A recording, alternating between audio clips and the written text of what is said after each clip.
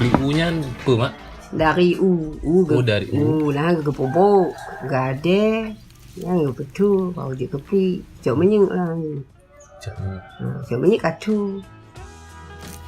Kuah Pliu merupakan salah satu makanan tradisional dari daerah Aceh yang cukup terkenal. Keunikan dari Pliu sendiri terletak dari bumbunya yang terdiri dari ketumbar, cabai, bawang merah, bawang putih, dan rempah-rempah lainnya yang memberikan aroma dan cita rasa yang khas pada kuahnya.